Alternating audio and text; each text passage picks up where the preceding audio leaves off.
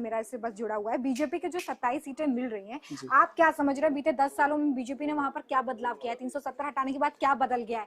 25 सीटों से आप 27 सीट पर पहुंच गए हैं, इससे ज्यादा भी शायद अभी आ सकता है, अभी सिर्फ रुझान है। क्या बदल दिया बीजेपी ने वहां पर?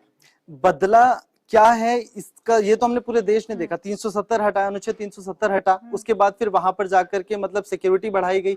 आतंकवादी हमलों की हम लोग बात नहीं कर सकते, क्योंकि चुनाव से 2 महीने पहले की अगर हम बात करें जून जुलाई की, तो उस दौरान जम्मू संभाग में भी इतने आतंकवादी हमले हुए, इतने आतंकवादी घुसपैठ हुए हैं कि उस पर बीजेपी अब बोल भी नहीं सकती कि हम लोगों ने आतंकवाद को कम करने की कोशिश की है। ठीक है, दावा भले वो करें, लेकिन ये चीज जमीनी स्तर पर बिल्कुल मैंडेट मिल रहा है। देखिए, वहां पर जम्मू कश्मीर की अगर हम बात करें तो जम्मू में भले ही भारतीय जनता पार्टी मजबूत है, कश्मीर की अगर देखें तो कश्मीर में भारतीय जनता पार्टी अपने आप को जहाँ पे 47 सीट्स हैं, 47 सीट है, वहां पर बैकफुट पे मान रही थी। लेकिन खेल क्या था कि दरअसल 3 नैरेटिव चले कश्मीर खास तौर में। कश्मीर में नैरेटिव ये था कि एक तो भारतीय जनता पार्टी वहां कमजोर है, वहां पर कई सारे निर्दलीय खड़े हुए, चाहे फिर इंजीनियर रशीद की पार्टी हो, तमाम पार्टियां हो।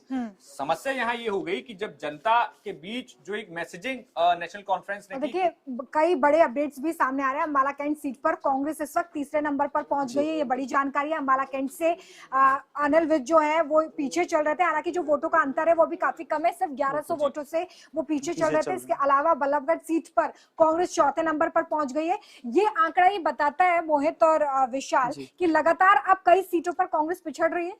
बिल्कुल पिछड़ रही है, और वही मैं दोबारा उसी चीज पर बोलूंगा कि फिर कांग्रेस को इस पर बहुत ज्यादा मंथन करने की जरूरत है कि एक्चुअल में आप लोकसभा में कुछ सीटें हासिल करके, और हरियाणा जहां पर 10 लोकसभा सीटें और आप अगर उसमें से 5 सीटें लेकर के आ रहे हैं, तो आपको बहुत ज्यादा ओवर कॉन्फिडेंट नहीं होना चाहिए। दूसरी चीज ये, जम्मू कश्मीर और अगर हम हरियाणा की बात करें, जिनके अभी आज नतीजे फाइनल हो जाएंगे, लेकिन इसके बाद मुद्दा है महाराष्ट्र का, झारखंड का, बिहार का, दिल्ली का। इस पर भी कांग्रेस को बहुत ज्यादा सोचने की जरूरत है कि हम ओवर कॉन्फिडेंट पे ना हो, और मतलब आलाकमान को बहुत सी चीजें सोचनी पड़ेगी। हो सकता है अगर उन्होंने हुड्डा को फ्री हैंड दिया तो ये एक्सपेरिमेंट उनके लिए गलत साबित हो सकता है। क्या पता। अपनी सीट पर कमाल करते हुए हुड्डा नजर आ रहे हैं, क्योंकि इस वक्त वो 22,000 वोटों से आगे चल रहे हैं। पिछली बार के अगर आप चुनावी नतीजों को देखेंगे तो वो 58,000 वोटों से जीते भी थे उस सीट पर, और इस बार भी अंतर जो है काफी बड़ा नजर आ रहा है। लेकिन कांग्रेस के लिए कोई करिश्मा कर पाए हैं या नहीं, ये फिलहाल अभी थोड़ी और तस्वीर साफ होगी, लेकिन आंकड़ा बदल नहीं रहा है विशाल और मोहित, आंकड़ा लगातार स्थिर हो चुका है। यहाँ पर कांग्रेस पार्टी हरियाणा में बिल्कुल वही हाल होता हुआ दिखाई दे रहा है जो कि